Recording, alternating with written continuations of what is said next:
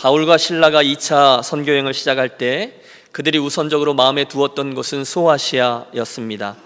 하지만 하나님께서는 그 소아시아를 향한 그들의 마음을 허락치 않으시고 계속해서 그 길들을 막으셔서 결국 제일 서쪽이죠, 드로아에 이르러서 뜻밖의 지역인 즉 바다 건너 유럽으로 인도해 주셨습니다. 꿈에 나타났던 마게도냐 사람의 초대였죠. 건너와서 우리를 도우라 라는 요청에 따라서 사도 바울 전도단은 빌립보에 도착했고 루디아라는 첫 번째 회심자를 얻습니다. 지난주의 말씀이었어요.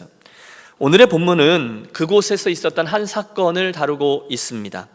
다양한 인물들이 등장했어요. 먼저는 귀신 들린 여종이 나오고 돈벌이에 혈안이 돼 있었던 그녀의 주인들이 나오고 남의 말만 듣고 이성을 잃었던 군중들로 나오고 이야기도 안 들어본 채로 그들을 막 때리고 협박했던 권력자들도, 그리고 또 그곳에서 뜻밖의 전혀 예상하지 못했지만 예수 그리스도의 이름을 불러 믿고 구원을 받았던 감옥의 간수와 가족들도 나옵니다. 하지만 이 모든 상황들을 이끄는 이는 성령 하나님, 그리고 그분과 동행했던 바울과 실라였어요. 자, 함께 본문 속으로 들어가서 성령께서 오늘 이 빌립보 땅에서 무슨 일을 하셨는지, 그리고 그 일이 오늘 우리들에게 무슨 의미가 있는지 함께 묵상해 보겠습니다. 오늘의 이야기는 16장 16절에서 시작되죠. 본문을 봐주십시오. 우리가 기도하는 곳에 가다가 점치는 귀신 들린 여종 하나를 만나니 점으로 그 주인들에게 큰 이익을 주는 자라. 바울, 실라, 누가, 디모데, 이렇게 네 명이 기도하던 중에 이제 더 기도하려고 이동하고 있었어요.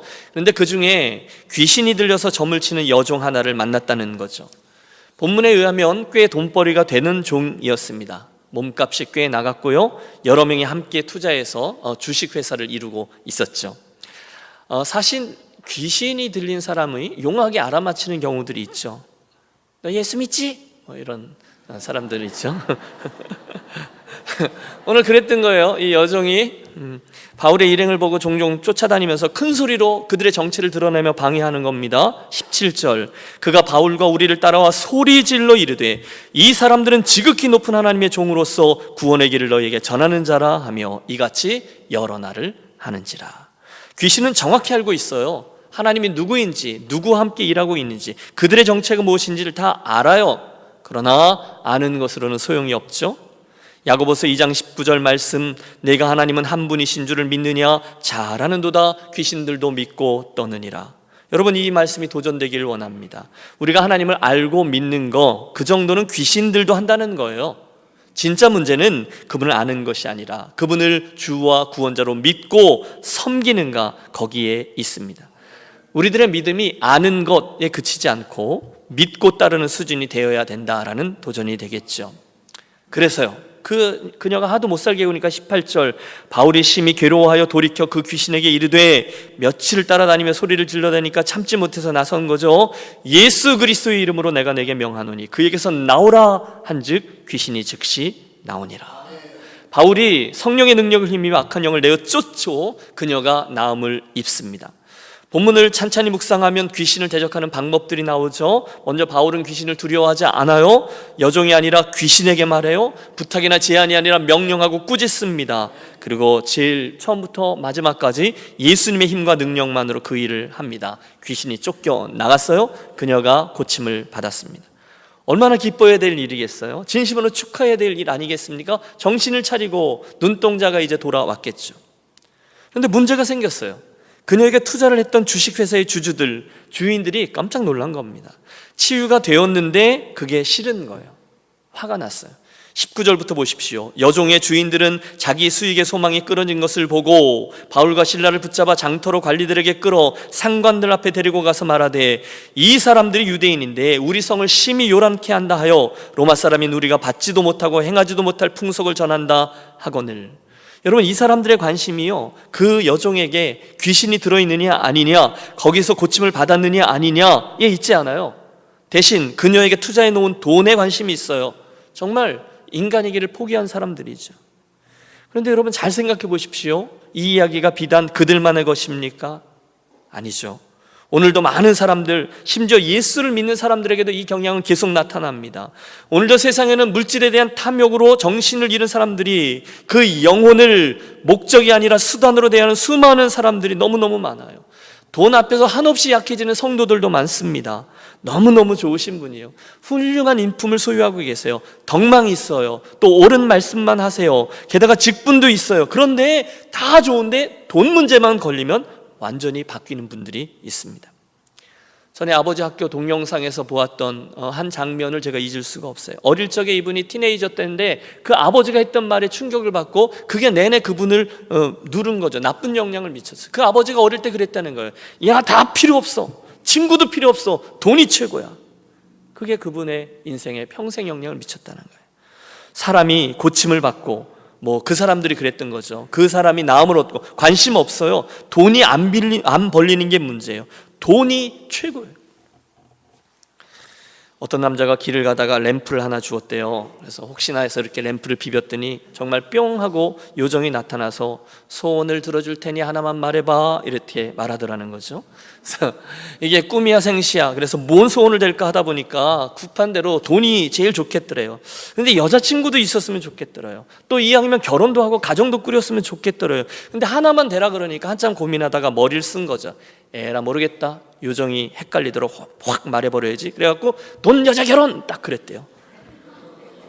그랬더니 정말로 돈 여자와 결혼하게 되었다라는 이야기가 있습니다. 예, 이해가 안 되시는 분들은 집에 가서 잘 들어보시기 바랍니다. 제가 일부 예배 때도 했는데요, 설교 기껏 잘 듣고 설교의 내용은 하나도 기억 못하고 예화만 기억하고 묵상하는 분들이 계세요. 그러지 마세요. 여러분, 돈에 정신이 팔린 사람들, 그리고 그것이 그들을 움직이는 사람들이 있었어요. 복음서에 보면 그런 얘기 많습니다. 예수님이요, 거라사 지방에 가서 군대 귀신 자, 걸린 자, 무덤가에 거하던 자를 고쳐주시죠. 군대 귀신이 벌벌벌 떨다가 주님께 부탁합니다. 우리를 멸하지 마시고 저 돼지떼에게 들어가게 해주십시오. 가라. 그랬더니 귀신들이 돼지떼에게로 들어가 물에 뛰어들어 다 몰사합니다. 그러자 동네 사람들이 왔어요. 주님께 와서 우리를 그냥 놔두라고, 당신은 우리 동네에 안 들어오는 것이 좋겠다라고 거절합니다. 같은 얘기 아니에요? 거기 정신이 온전해져서 나음을 얻은 한 사람이 있어요. 그런데 그가 중요하지 않아요. 고침을 받았다, 여러분 이게 중요하지 않아요. 돈 손에 났다, 이게 그들의 관심이에요. 그들의 극명한 관심이 거기에 있다는 거죠. 여러분은 어떠하세요? 우리 교회는 어떠합니까? 주님이 말씀하셨죠. 사람이 온 천하를 얻고도 목숨을 잃어버리면 무엇이 유익하리요?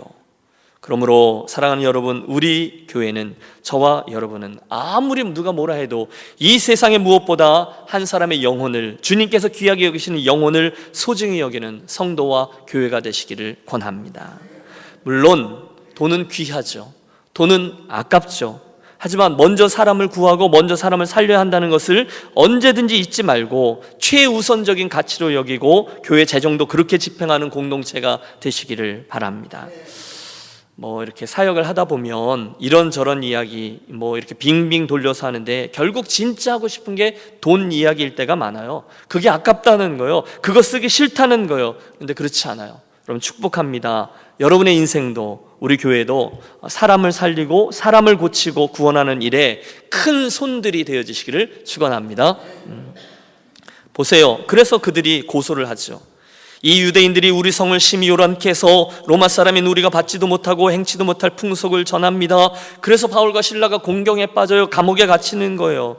22절, 무리가 일제 일어나 고발하니 상관들이 옷을 찢어 벗기고 매로 치라 하여 많이 친 후에 옥에 가두고 간수에게 명하여 든든히 지키라 하니 그가 이러한 명령을 받아 그를 깊은 옥에 가두고 그 발을 찻고에 든든히 채웠더니, 무슨 일이 있었는지 알아볼 생각도 안 해요. 매부터 칩니다. 여종이 남을 입었다는 것은 고려 대상이 아닙니다. 감정과 흥분이 몰아쳐서 바울과 실라를 때리고 욕하고 침뱉고 저주하고 했습니다. 그날 바울과 실라는요, 그 무식한 사람들의 잔인함이 만족될 때까지 억울하게 맞아야 했어요. 그리고 감옥에 던져집니다. 여러분, 혹시나 선한 의도로 무엇인가를 하셨는데 억울하게 비난을 받거나 책망을 받거나 했던 경험 있으십니까? 정말 견디기 어렵죠. 화도 나죠. 별 생각이 다 듭니다. 그런데 그때 베드로 사도가 했던 말씀을 기억해 보세요. 애매히 고난을 받아도 하나님을 생각함으로 슬픔을 참으면 이는 아름다우나 오직 선을 행함으로 고난을 받고 참으면 이는 하나님 앞에서 아름다우니라.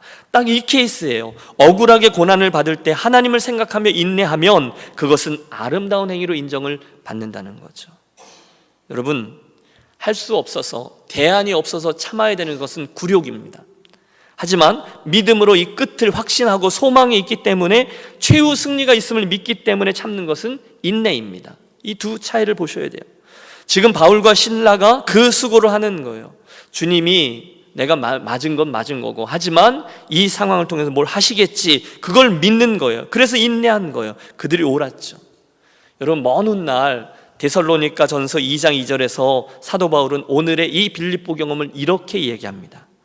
너희 아는 바와 같이 우리가 먼저 빌립보에서 고난과 능욕을 당하였으나, 이 얘기를 하는 거죠. 능욕을 받았다는 거예요. 감옥에 갇히고 고난 받았다는 거예요. 하지만 계속 이어지는 말씀은 이거예요. 뭐가 있다는 거죠.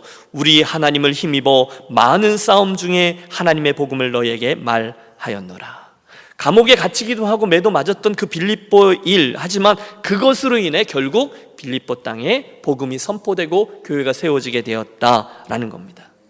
자, 무슨 일이 어떻게 일어난 것일까요? 그 다음을 살펴보겠습니다. 25절 우리 함께 읽겠습니다. 한밤중에 바울과 실라가 기도하고 하나님을 찬송하며 죄수들이 듣더라. 한밤중에 저들이 뭘 했습니까? 기도하고 찬송했습니다. 여러분, 생각해 보세요. 뭔가가 좀 잘 될 때 찬송하고 기도하는 거 우리 충분히 할 수 있죠. 그러나 고난 가운데 찬송하고 기도했다는 것은 완전히 다른 얘기입니다. 엄청난 이야기예요. 뭔가가 있다는 거죠.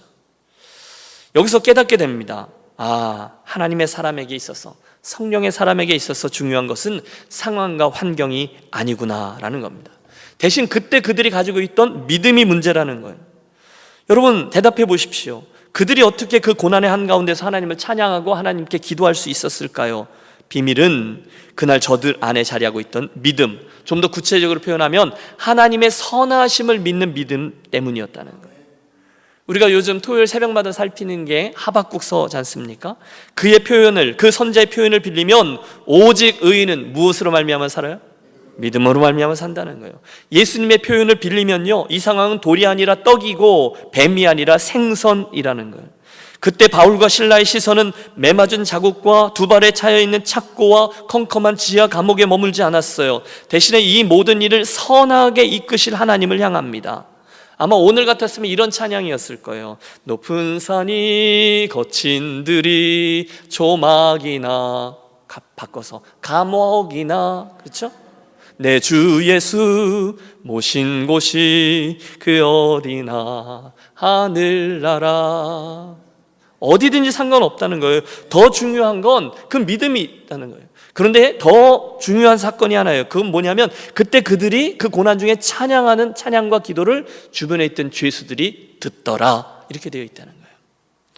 여러분, 여러분의 찬송 소리가, 여러분의 기도 소리가 다른 이들에게 들리도록 찬송해보고 기도해 보셨습니까?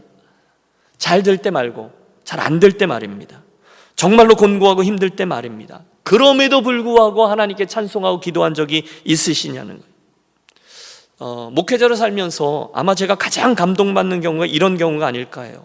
너무너무 곤고할 때, 너무너무 어려울 때, 그래서 하나님을 막 원망하고 싶을 때, 그분이 하나님을 원망해도 누구 하나 뭐라 그러지 않을 것 같은 그런 상황에서, 그런데도 믿음으로 살아보겠다고 주의 전에 나와서 기도하고 찬송하고 그러는 분들을 볼 때 제 안에 감격이 있어요. 아니, 울컥울컥 하는 거죠. 저도 앞에서 함께 부르짖는 거예요. 주님, 저분들 보셨죠? 그냥 두시면 안 됩니다. 주님 도와주세요. 울림이 있어요. 저분에게 있는 믿음은 진짜구나.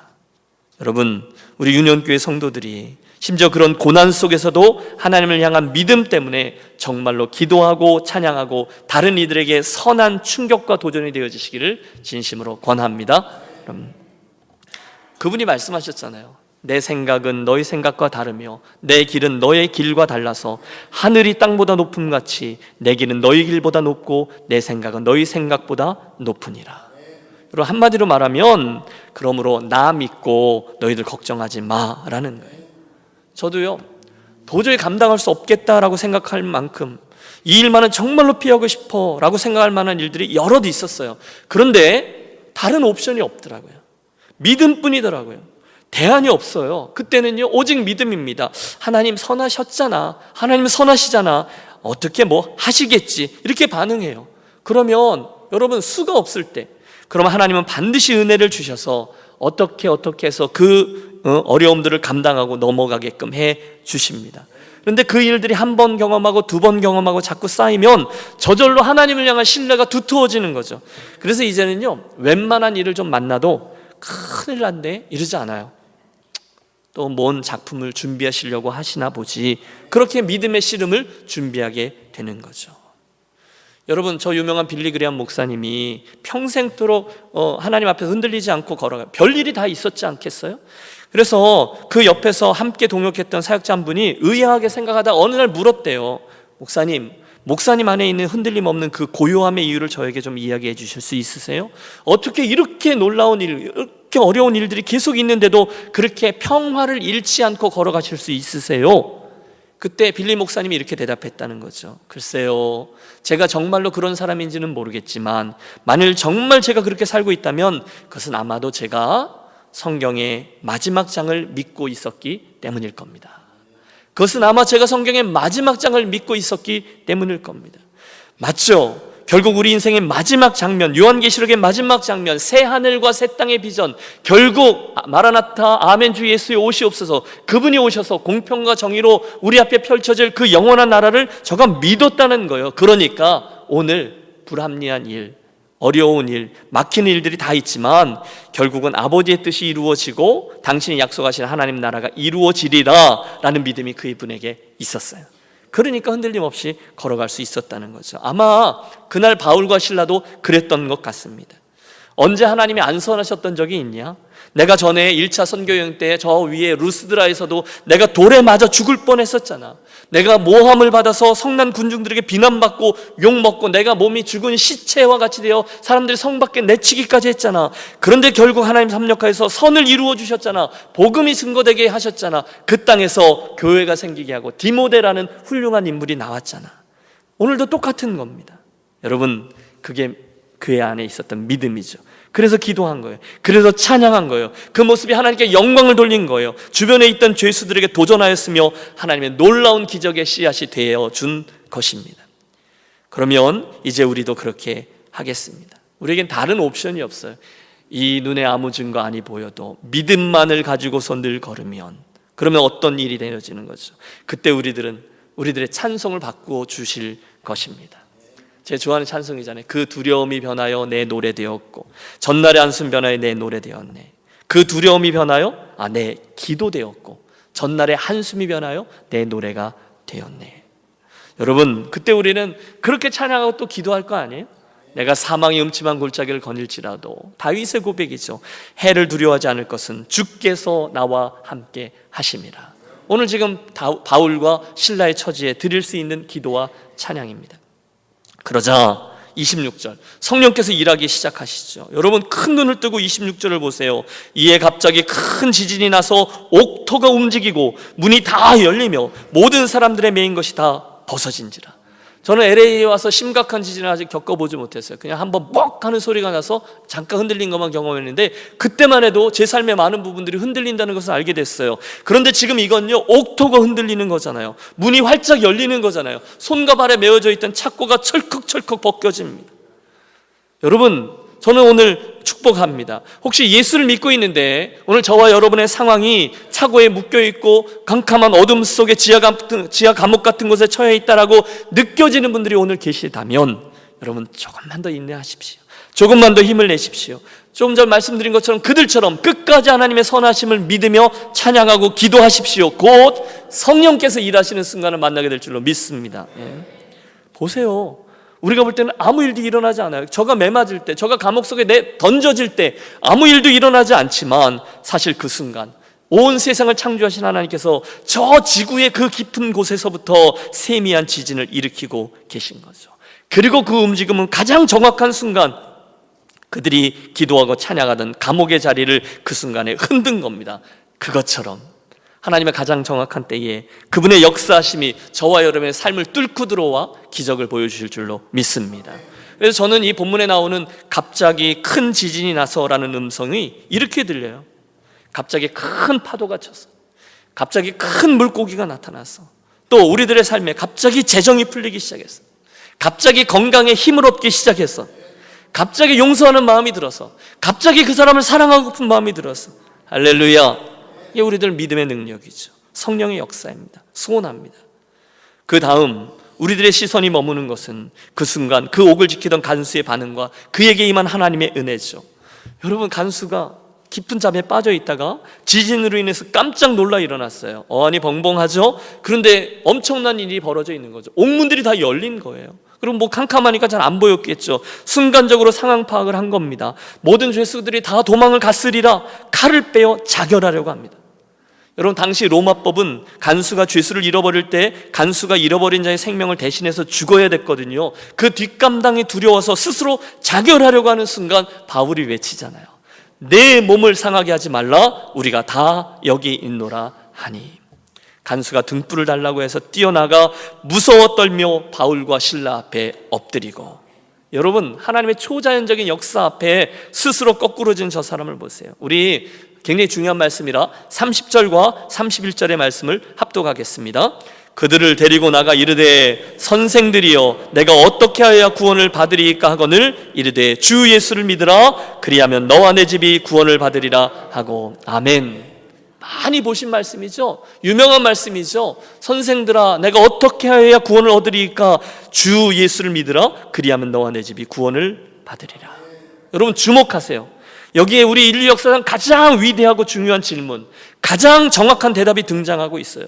내가 어떻게 하면 구원을 얻을 수 있습니까? 질문이에요. 주 예수를 믿으라 그리하면 너와 내 집이 구원을 얻으리라. 해답이에요. 여러분, 지금까지 저와 여러분 가운데 이 질문을 던졌고 이 해답을 얻으신 분 있으십니까? 그럼요 목사님, 저는 이미 예수 믿어요. 나는 아무 의심 없이 이 고백을 할 수 있어요. 너무너무 복받은 분들이십니다. 하지만 혹시나 내 전 인생을 놓고 한 번도 이 질문을 정직하게 던져보지 않으신 분들이 계시다면 기억하십시오. 그분들은 반드시 인생 전체를 놓고서 반드시 이 질문을 던지셔야 되고 해답을 얻으셔야만 합니다. 왜냐하면 이 질문과 대답은요, 오래전에 그 빌립보라는 유럽의 한 도시에서 이름 모를 간수 하나가 얼떨결에 던진 질문이 아니에요. 대신에 이 질문이요, 우리 인류 역사를 통해서 진지한 사람이라면 누구나 그의 인생을 놓고 던진 질문이요, 반드시 얻어내야 될 해답이었습니다. 맞아요 여러분. 생각해 보십시오. 이 세상을 사는 사람들은 저가 왕이든 노예이든 그의 인생을 마감하는 시기든 아니면 막 태어났든 그것들과는 아무런 상관없이 모두 다 이 질문을 던져야 하고 해답을 얻어야만 합니다. 왜요? 우리가 인정을 하든 말든 절대로 부인할 수 없는 우리들의 운명이 여기에 걸려 있어요. 로마서 3장 23절을 기억하시죠? 모든 사람이 죄를 범하였음에 하나님의 영광에 이르지 못하더니. 여러분, 판결문은 이미 내려져 있어요. 로마서 6장 23절, 죄의 값은 사망이라 이미 판결문에 마침표가 찍혀 있어요. 에스겔서 18장 4절, 범죄하는 그 영혼이 죽으리라 그분은 선언하셨어요. 끝이에요. 그래서 사람들은 누구나 죽습니다. 모든 사람은 사망이란 불치병을, 죽음에 이르는 병을 앓고 있어요. 여러분들은 다 죽으실 거예요. 저도 죽을 거예요. 똑딱하는 1초에 전 세계에서 3명의 사람이 세상을 떠나요. 사망률 100%입니다. 1분에 180명이 죽습니다. 1시간에 11,000명이 죽습니다. 날마다 지구상에서 25만 명이 생명의 주인이신 하나님 앞에 서게 됩니다. 겸손해지지 않을 수가 없어요. 지난 목요일에 우리 김규남 장로님 일주기를 맞아서 가족들과 함께 로즈힐 묘지 다녀왔어요. 근데 이제 묘지에 가면 차를 대고 올라가잖아요. 네, 그렇게 가다 보면 저는 무의식 중에 제 안에 이런 일을 하고 있는 저를 발견해요. 즉, 그 묘비에 적혀있는 숫자를 보고 날짜를 계산하고 있는 거예요. 그러면서 나도 모르는 사이에 이분은 몇 살까지 사셨구나, 이분은 너무 아깝다, 이분은 꽤 오래 사셨네, 따져보는 거예요. 여러분, 이해가 됐어요? 여러분도 한번 해보세요. 그럼 자연히 평균 수명이 나오거든요. 그러면 나도 모르는 사이에 그 평균 수명에다 제 나이를 대보는 거예요. 절대로 부인할 수 없는 숫자입니다. 여러분 어떠세요? 여러분은 과연 그 숫자보다 내가 더 오래 살 거다라는 확신이 있으십니까? 그러지 못할 거예요. 여러분, 아무리 부인하려고 해도, 아무리 발버둥을 쳐도 죽음이라는 존재는, 죽음이라는 불가항력적인 힘은요, 날마다 저의 목을 옥죄옵니다. 더 나쁜 건 그 죽음에 대해서 저와 여러분이 할 수 있는 일 아무것도 없다는 것입니다. 특별히 예수를 믿지 않는 분들은요, 그에 대해서 해야 할 대답이 영 궁색합니다. 나는 괜찮아 라고 말하지만 정말로 그 말을 믿을 수는 없습니다. 기껏해야 죽으면 끝이지 라고 말하는 것, 그것이 다입니다. 확신이 없어요. 죽어봤어? 죽어봐야 알지. 따지면서 나오는 분도 있지만 사실은 그 질문조차 서글프게 들려요. 그 외에 여러분, 예수 안 믿는 사람들이 죽음에 대해서, 죽음 이후에 대해서 우리들에게 내놓을 수 있는 대답이 얼마나 되겠습니까? 없어요. 그게 다예요. 죽어봐야 알지. 그게 다예요. 그게 인생이에요. 주일날 날도 좋은데 교회 왔더니 계속 뭐 이딴 소리만 해 라고. 사랑하는 여러분, 저는 오늘의 본문의 말씀을 보시면서 그런 안 믿는 분들과 달리 오늘 저와 여러분이 분명히 이 질문과 해답을 소유하게 되시기를 축복합니다. 뒤로 미루지 마세요. 지난 주간에 제가 이제 지방회장이라 이제 전국에서 온 지방회장님들하고 총회 실행위원회 회의를 했어요. 근데 아침에 제가 안 좋은 소식 하나 들었는데 그 친구가 그 친구인지 매치가 안 됐는데 저녁에 컨펌이 된 거죠. 제 후배 목사님 한 분이 굉장히 인물도 좋고 건장하고 그런데 사랑하는 젊은 아내와 어린 자녀들을 남겨두고 그날 세상을 떠나는 거예요. 젊다고요?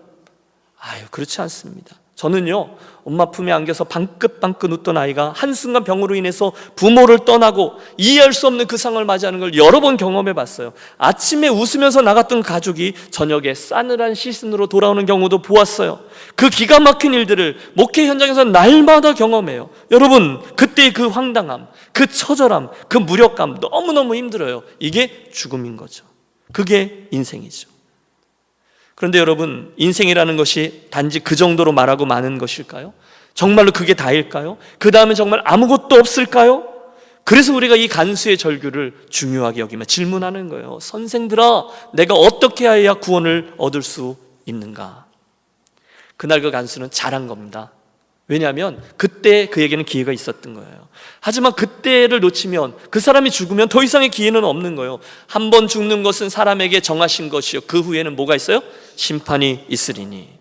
요한계시록 21장은 선언합니다. 그러나 두려워하는 자들과 믿지 아니하는 자들과 흉악한 자들과 살인자들과 행음자들과 술객들과 우상 숭배자들과 모든 거짓말하는 자들은 불과 유황으로 타는 못에 참여하리니 이것이 둘째 사망이라. 예수님도 그들이 그곳에서 슬피 울며 이를 갈미 있으리라 분명히 말씀하셨어요. 여러분, 정해져 있다는 거예요. 운명이 있다는 거예요. 그러므로 그 정해진 운명 앞에서 부르짖으셔야 돼요. 선생들아, 내가 어떻게 하여야 구원을 얻으리까? 그때 해답이 주어지는 거죠. 주 예수를 믿으라, 그리하면 너와 내 집이 구원을 얻으리라. 여러분, 이 질문 앞에 우리가 할 일은 이겁니다. 주님, 제가 믿습니다. 저의 믿음 없음을 도와주십시오. 기도하며 그 은혜를 구하는 거예요. 쉽게 말해서 예수 믿기로, 예수 잘 믿기로 결심하는 거예요. 하나님께서 나에게 그런 질문에 대한 기회를 주실 때 거절하지 않고 마음문을 활짝 여는 거예요. 그때 그 마음속의 믿음과 태도를 보시고 하나님께서는 예수 그리스도의 십자가와 그 피 흘리심을 대가로 우리의 죄와 허물을 용서하시고 우리에게 구원의 은혜를 주신다 하셨습니다. 하나님이 세상을 이처럼 사랑하사 독생자를 주셨으니 이는 저를 믿는 자마다 멸망치 않고 영생을 얻게 하려 하심이니라. 우리가 아직 죄인 되었을 때에 그리스도께서 우리를 위하여 죽으심으로 하나님께서 우리에 대한 자기의 사랑을 확증하셨느니라. 여러분, 하나님의 아들이신 예수께서 십자가상에서 운명하시면서 다 이루었다, It is finished 라고 외치던 그 순간 저와 여러분을 향한 하나님의 구원의 사건이 저 위에서 완성되었어요. 그 피 흘리심이 나를 위한 것이라는 사실을 믿는 순간 우리는 구원을 받습니다. 저는 제가 달라스에서 섬길 때 저는 이 말씀을, 구원에 대한 이야기할 때 예화로 들기를 되게 좋아해요. 은행을 갔어요. 왜냐하면 그해 연말에 그 달라스 교회 협의회에서 이렇게 목회자들을 위해서 특강을 하는데 그 해의 주제가 목회자들의 재정관리 상담이라는 거예요. 그래서 프로그램을 진행하는데 되게 유익했어요. 그래서 이제 참여한 후에 먼트를 잡아서 은행까지 가서 상담을 받았어요. 깜짝 놀랐습니다. 왜냐하면 그분 앞에 앉아서 제 소셜 번호를 대서 그래서 소셜 번호를 댔는데 갑자기 그 순간에 제가 전혀 모르던 세상이 그분 컴퓨터 화면에 쫙 펼쳐지는 거예요. 거기는 저의 모든 은행 정보, 내가 알려주지도 않았는데 다 뜨고요. 크레딧 점수, 등급, 또 제 몰개지 상황, 아직도 제가 다 못 다 갚은 자동차 할부금 내요, 크레딧 카드의 결제 흔적들까지 싹 다 나오는 거예요. 그래서 제가 깜짝 놀라서 막 이런저런 얘기를 한참을 얘기했어요. 그러다가 이제 제가 궁금한 게 있어서 질문을 한 거죠. 제가 이제 첫 번째 하우스의 그 몰개지를 좀 높은 이자로 얻었기 때문에 좀 다시 얻을 수 있느냐라고 물었습니다. 왜냐하면 제게 은근히 자신감이 있었거든요. 제 신용등급이 굉장히 높았어요. 저는요, 매달 미국에 와서 한 번도 카드 대금을 밀린 적이 없어요. 제깍제깍. 공과금도 매달 냈어요. 몰개지도 매달 냈어요. 차 할부금 다 제대로 냈어요. 그래서요, 여러분 놀라지 마세요. 제 크레딧 점수가 850점이에요.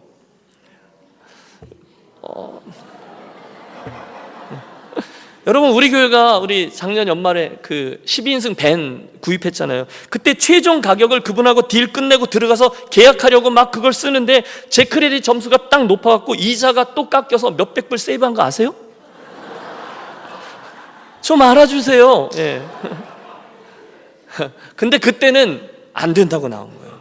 왜냐하면 제가 몰개지를 얻을 수 있는지를 계산하는 은행의 방식이 따로 있다는 거예요. 제가 텍스 보고를 한 걸 근거로 해서 거기서 뭘 빼고 이걸 따지고 저걸 따지고 하니까 저에게는 남는 룸이 전혀 없기 때문에 몰개지를 못 준다는 거예요. 근데 기분이 나빴지만 항의할 수가 없어요. 왜? 그들에게 있는 룰이기 때문입니다. 제가 모르는 그곳의 방식 똑같습니다. 영적으로도요, 우리들은 잘 모를 수 있어요. 세상 사람들은 전혀 몰라요. 하지만 거기에 그런 게 있는 거죠.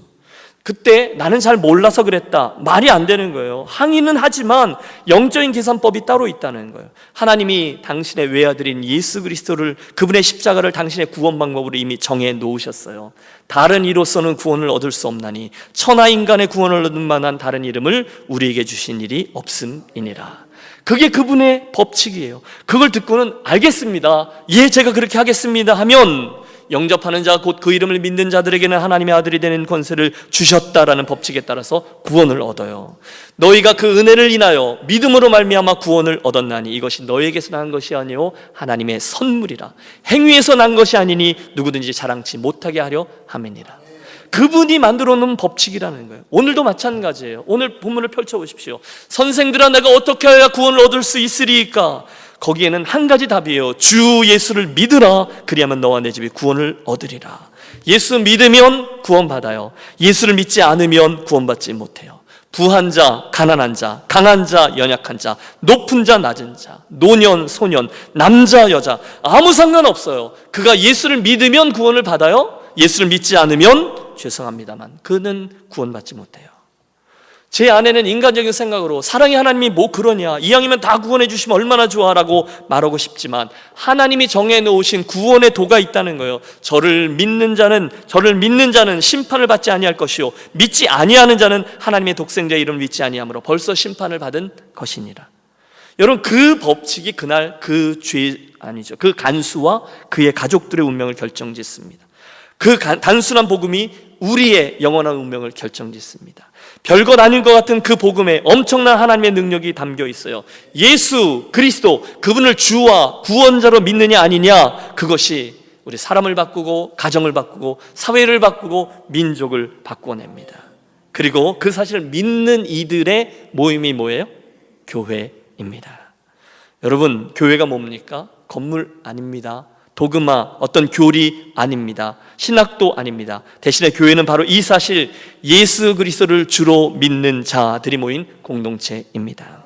아무리 사람들이 많이 모여도 예수 그리스도가 나의 주요, 인생의 주인이요 구원자시다라는 사실을 믿는 사람이 없다면, 그렇게 말로만 믿는 사람들이 모인다면 거긴 교회 아닙니다.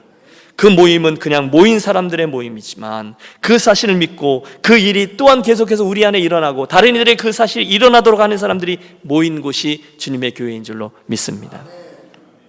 우리들의 시선은 32절로 갑니다. 그래서요, 주의 말씀을 그 사람과 그 집에 있는 모든 사람에게 전하더라. 여러분, 그 간수 집에 간 거예요. 중요한 것은요, 사도 바울이 막 구원을 얻은 그 사람에게 하나님의 말씀을 가르쳤다는 거예요. 그 말씀을 전하더라. 저는 이게 굉장히 중요해요. 종종 신앙의 체험이 중요하지 않아요? 여러분, 예배를 드리다가 가슴이 뜨거워진다든가, 하나님의 말씀을 들을 때 성령이 내 마음을 치셔서 눈물을 흘린다든가, 새롭게 결단하다든가, 기도하다가 은사 체험을 한다거나 병이 낫게 된다거나 등등 예수 믿는데 놀라운 하나님의 기적들이 있을 수 있어요. 그러나 그 체험은 반드시 말씀으로 돌아가 파운데이션을 잡아야만 든든한 신앙으로 자기매김할 수 있습니다. 만일 그 기적에만, 그 체험에만 머물러 있으면 금방 약해져요. 저는요, 암으로 고생하던 어떤 분이 기도함으로 하나님의 기적적인 신유의 은사를 체험함으로 말미암아 그분이 나음을 얻었다는 것을 압니다. 감격이 뜨거우셨어요. 1년 동안 거의 간증 스케줄이 쫙 잡혀서 기도하고 찬양하고 간증하러 다니고 막 신이 났어요. 그런데 이분이 말씀으로 성숙해지지 않으니까 1년쯤 지나니까 막말이 나와요. 경험이 앞서요. 나는 기적이 아니라 그냥 우연히 그렇게 하다 보니 난 거야. 그리고 마음대로 살아요. 그러다 결국 안 좋은 최후를 맞습니다. 그걸 지켜보면서 깨달았다는 거죠. 기적이 중요한 게 아니라 기적이 출발점은 될 수 있지만 말씀으로 뼈대를 세워야 하는구나. 체험보다 말씀이라는 거예요. 반대의 경우도 있죠. 기적과 반대가 뭐죠? 아마 이성일 겁니다. 논리를 따라 예수를 믿는 분들도 있어요. 오늘의 이 간수는요, 두 가지가 적절히 조화되어 있죠. 이게 좋아요. 그는 우선 체험에서 시작했어요. 구원의 문이 열린 거죠. 그렇지만 잠시 후에 어떻게 해야 구원을 얻을 수 있습니까? 정직히 묻고 주 예수를 믿으라. 그리하면 너와 내 집이 구원을 얻으리라. 구원의 논리를 받아들인 후에 이성의 작용을 통해서 예수를 영접했어요. 그런데 그 다음에 좋은 게 32절, 사도 바울의 말씀 사역을 통해서 신앙의 뿌리를 내리고 그 신앙은 섬김으로 이어져요. 33절, 그 밤 그 시각에 간수가 그들을 데려다가 그 맞은 자리를 씻어주고 자기와 그 온 가족이 세례를 받은 후 그들을 데리고 자기 집에 올라가서 음식을 차려주고 그와 온 집안이 하나님을 믿음으로 크게 기뻐하니라. 여러분, 모범입니다. 기적의 체험, 이성의 작용, 말씀 배움, 손발의 섬김 쫙 이어지고 있죠. 여러분은 어떠셨어요? 기적을 맛보신 분 있으시죠? 옥문이 흔들릴 수 있어요. 여러분, 암이 나올 수 있어요. 그래서 그 기적이 그들 신앙의 출발점이 될 수 있어요. 또 반대로 어떤 분들은 냉철한 사고가 출발점이 돼요. 내 인생이 이렇게 불안함, 이게 단가? 불안함, 허무에서 출발해서 찾다가 절대 선이신 하나님을 목말라 하다 그분을 만난 분도 있어요. 그러나 둘 다 말씀으로 나아가야 한다는 것을 강조합니다. 체험도, 우리들의 이성도 결국은 하나님의 말씀 앞에 복종해야만 쓰임받을 수 있는 줄로 믿습니다. 안 그러면 극단으로 가는 거예요. 이 밸런스가 중요하죠. 이 밸런스는 마지막 강조점인데요, 성경에 반복해서 나옵니다. 사도행전 10장에 고넬료가 예수님을 만나게 되는 것도 똑같죠. 환상 통해서 기적적인 방법으로 예수를 믿게 되었어요. 하지만 일단 그가 베드로를 만난 후에는 말씀으로 돌아갑니다.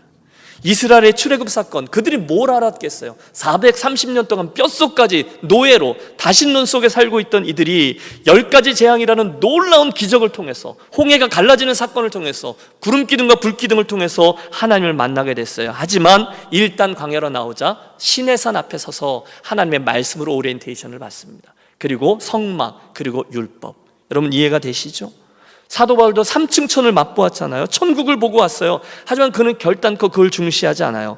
자그마치 14년이나 지난 후에야 지나가면서 한마디 언급할 뿐이죠. 내가 3층 천에 다녀온 사람 하나를 아는데 말이야. 뭐죠? 그게 중요하지 않다는 거예요. 말씀이 더 중요하다는 거예요.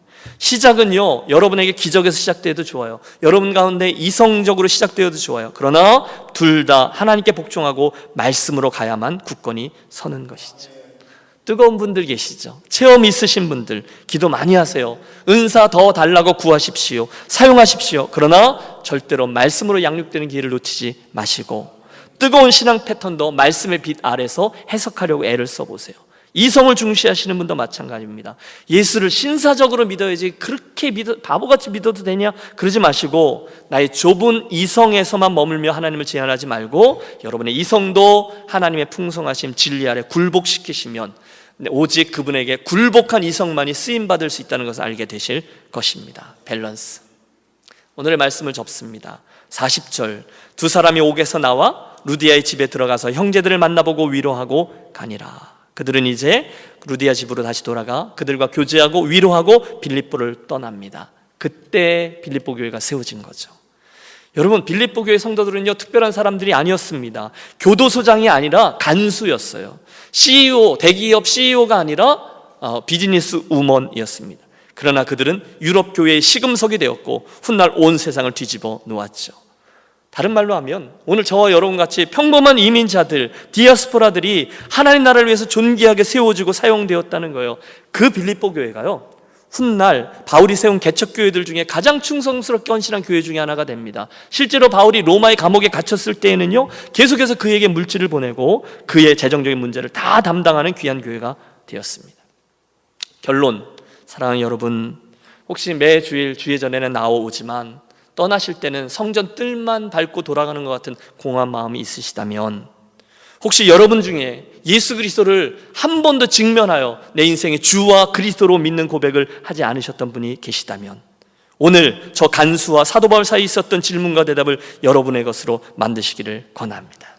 내가 어떻게 하여야 구원을 얻을 수 있습니까? 정직히 물으십시오. 주 예수를 믿으라, 그리하면 너와 내 집이 구원을 얻으리라. 그 말씀을 듣고 영접하십시오. 그때 저와 여러분은 하나님의 놀라운 구원 역사의 영적인 원리가 어떤 것인지를 깨닫고 체험하게 될 것입니다. 아무리 이렇다 저렇다 해도 예수 믿는데 이게 가장 중요합니다. 이 아침 주께서 저와 여러분의 가슴을 가라게 하셔서 당신 이 구원의 은혜가 임하고 확증되어지는 복된 시간이 되시기를 주님의 이름으로 축원합니다.